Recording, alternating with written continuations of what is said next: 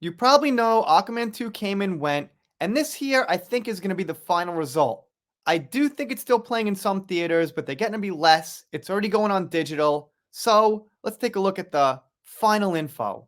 Brock posted this on Twitter. He's got a good account. Thank you, Brock, from the weekend, January 26th.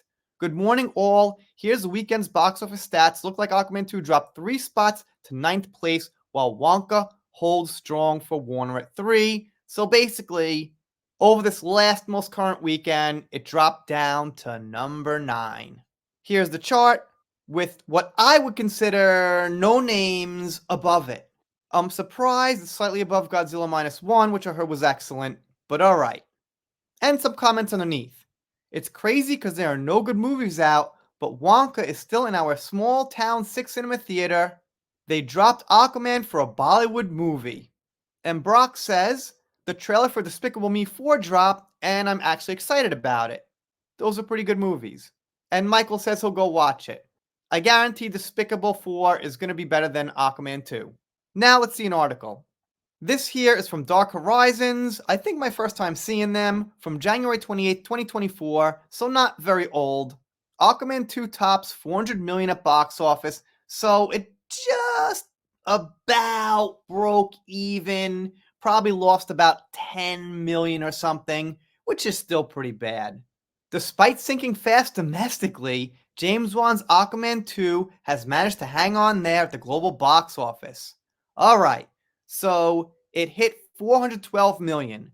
That's about making 2 million bucks, I think.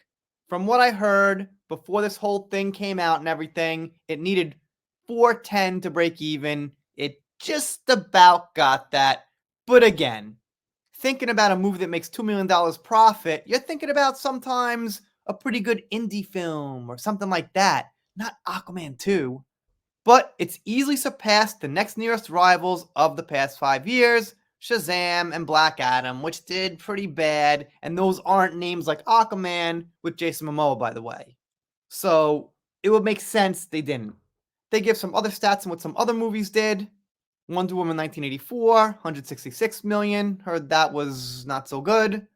Birds of Prey, 201 million. Suicide Squad, 167 million. They say it's also coming out on a disc release on March 12th, and who watches discs anymore? I don't know. Not me. I don't even have a CD player or a DVD player. I was thinking the other day, just to randomly pop into a DVD store, and I'm like, wait a minute, I can't even play one if I bought one. Oh well, that'll probably do pretty bad too. They say 2024 will see the reboot of the DCEU, which is one other reason among many the movie made less. And here's some comments on their site. Climate change was the evil weapon. This was a brutal movie to watch, and in fact, I couldn't even finish it. That's how I was with part 1. Wow, to put in perspective, Alita Battle Angel made 400 million, and that was a February release date and poorly marketed. Yeah, I heard that was real good. And Shadow Archer says that DC CGI has gotten pretty bad. I wouldn't know, haven't seen much of it. Looks okay in the trailer, but I guess once you're watching it moving for hours and things, yeah, maybe it falls apart. I'll take your word for it, Shadow. Rappin' Ninja says, I thought it was pretty good, shrug. Nothing spectacular, but not bad either, but we know ninjas can't rap, so alright. Whatever. Anyway, that's about it. Doubtful there will be another video on this as far as box office, money, things like that. 412 seems to be the box office finale. I guess it made like $2 million or something. Anyway, let me know what you think in the comments, doing pop culture, entertainment, things like that. If you're not subscribed here, consider it. If you don't, I'll be sad, but I'll get over it. See you next time.